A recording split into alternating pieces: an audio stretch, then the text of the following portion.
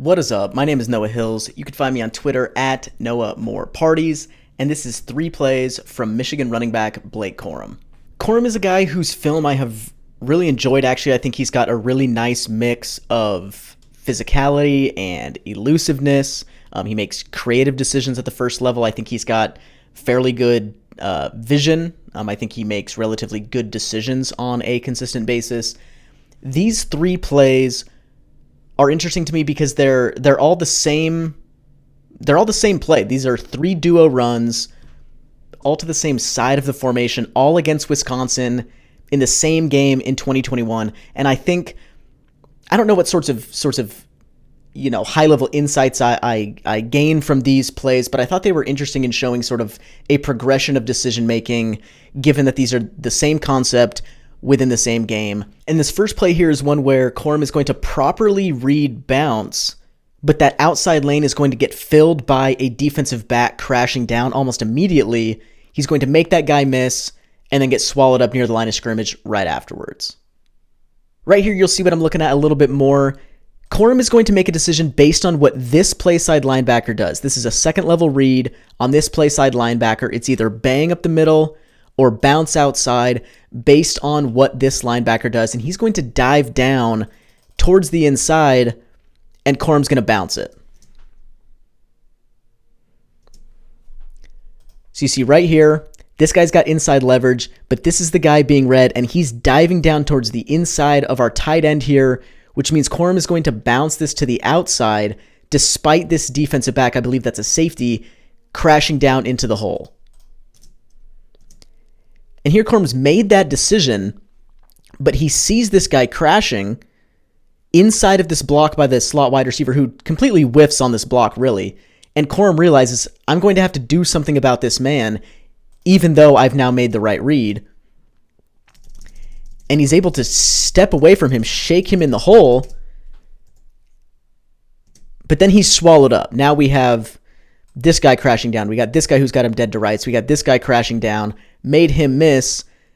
Now we're just in a mess at the line of scrimmage.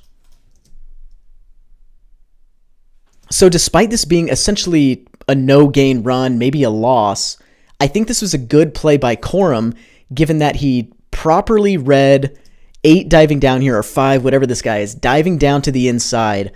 Bang is not open.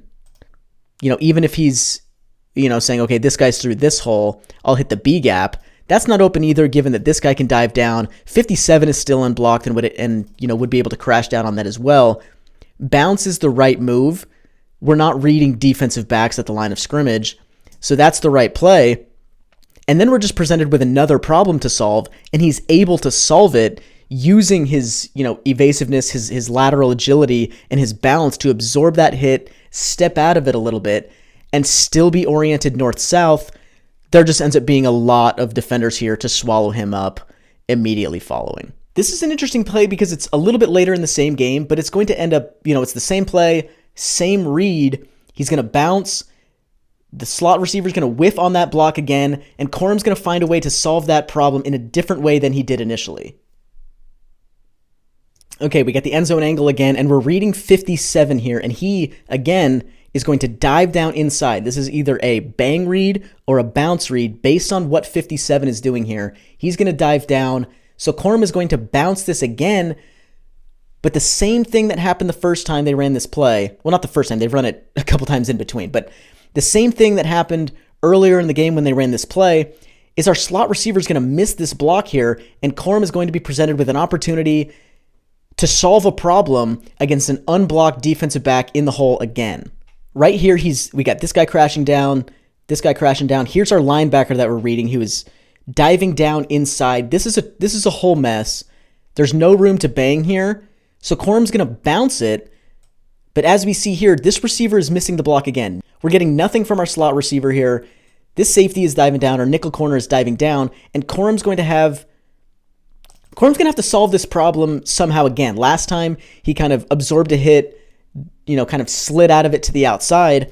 This time, he's going to press forward to avoid number 9 towards the line of scrimmage in an attempt to almost ride the wave of these blocks.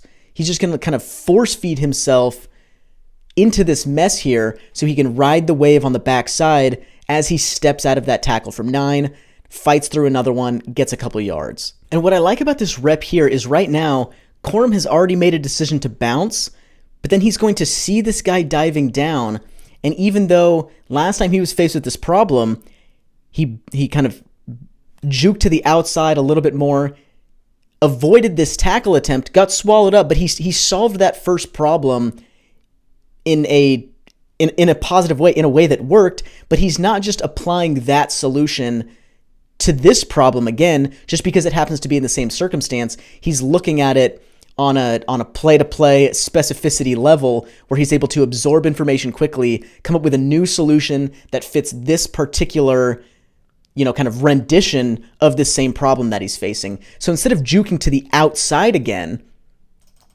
he's able to correctly assess that 9 is coming upfield to get Corum in the backfield. And so instead of juking to the outside, Corum is going to slide forward and make this guy miss him on the backside. He slides forward, this guy misses the tackle, and now Corum is able to press forward, absorb that hit, and fight for extra yards. This last play here, we're going to get the same look against the same play. Once again, 57 is going to dive down. The defense plays it the same, so bang is closed off. Corum's going to bounce this.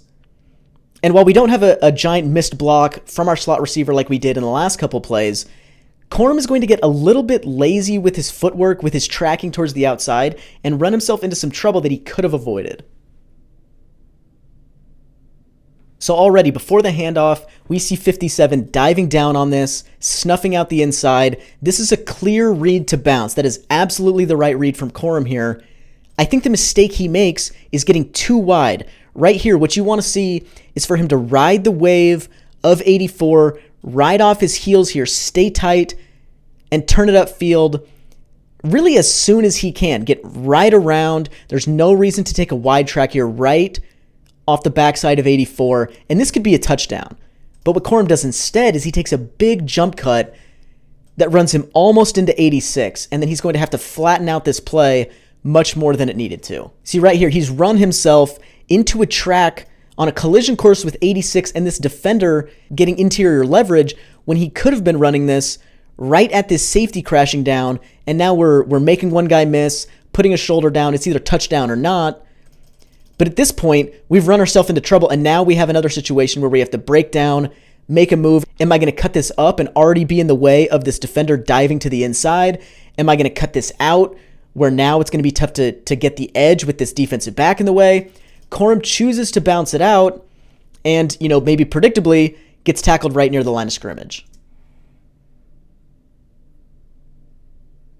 Thanks for watching. Follow me on Twitter, hit like, hit subscribe. Catch me next time. Peace.